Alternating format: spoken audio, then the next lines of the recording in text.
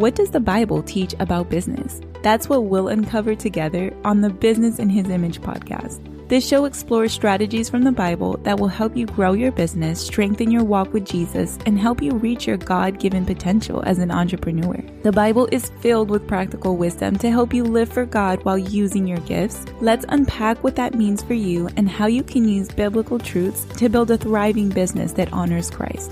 Now it's time to dive in. Today, I'm going to talk to you about the differences between a service-based business model versus passive income. I've been talking a lot about passive income. Just the other week, I did a really great live with my friend Gillian Perkins. She is really like the queen of passive income, and she shared some really amazing tips about scaling a passive income business. So I want to dive a little bit deeper into the differences between that and a service-based business model, because I've been doing both. So the past 3 to 4 years, I really honed in on my services. However, within less than a year, I've started really exploring passive income options. And this year, my passive income and my income from my services, it's growing together. And I love that. And I'm just so happy seeing the progress.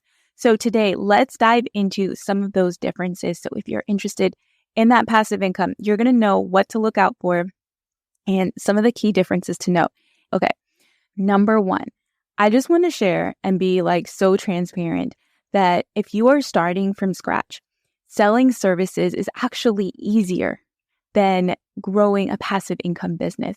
So with a service-based business, you only need one skill and one client to say yes in order to grow your business and start making money.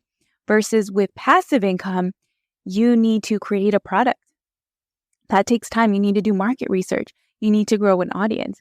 So off the bat, that is one of the biggest differences. It is so much easier to get started selling services. Now, that doesn't mean that a service-based business is better necessarily, but it is easier to start out that way. Number two, scaling a service-based business requires building a team and managing people. Whereas a passive income business model, you can easily scale that with a very small remote team or even just 1 or 2 virtual assistants. You don't even need really a team. You could do it solo depending on how large you're going to grow the business, how much you want to work, and that sort of thing. I've seen it done. However, it really does depend on how big you want to scale your brand. So that is a big difference to really take note of. If you want to scale a service-based business, you're going to need a team. You're going to need people to deliver the work for you because there's only so much work that you're going to be able to take on by yourself. So if you do want to scale a service-based business, you have to start thinking about getting subcontractors, growing a team, having systems in place to make sure that the work is also delivered on time and that it is up to your quality standards. That is so important. So difference number 3, and I touched on this a little bit in the beginning, you need an audience to sell passively. With services, you just need one client to say yes, only a few clients to say yes to even replace your income. But with a passive income model, you need to keep getting sales to get that recurring revenue. So you are getting people to say yes over and over again. On top of that, to grow an audience, you really need to be consistent in putting out content because that's really the honey that's attracting people to the offers, to your brand. So that is really important to note. And it's not something that happens overnight. However, it is possible to do. And you don't necessarily need a huge audience of thousands or even hundreds of people to sell to. It could be a small audience. However, you do need to start building some sort of audience. So that's something to think about. And for this reason, it is easier to replace your income more quickly with services. Number 4, passive income. When you have a passive income business model, you are truly your own boss. With a service-based business, yes, you get to make your own hours. Yes, there is a lot more freedom than being an employee. I will say that for sure. However, you still have to answer to your clients. There's not as much flexibility in the schedule. You have to answer to your clients, make sure that you're keeping them happy and that sort of thing. It's important. No, they're not your boss. It is a partnership. However, they are paying you for a service. So there is an expectation there. And there's a standard that you have to keep up to maintain that good relationship with your clients because they are paying you for a service and there are expectations there.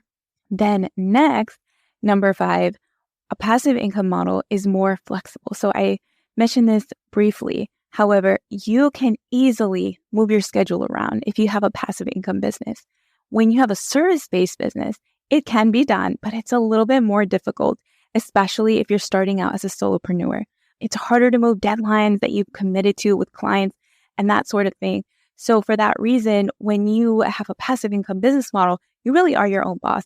You can make the rules, you can change things in your schedule as you wish. If you want to take a vacation, you just schedule your content in advance and you can go off the grid if you want to. You can have a VA to answer your emails and set that up really nicely. With a service-based business model, of course you can take vacations. Of course you can take time off. Of course you can close your laptop early and end the day or even the week early if you want to. Take Fridays off if you want to. However, you will need to set some systems in place ahead of time. It's going to be a little bit harder to make those last-minute pivots when you have a service-based business model because you have to make sure that you're meeting your clients' expectations and keeping those commitments. Yes, with passive income, there are some commitments that you may need to keep.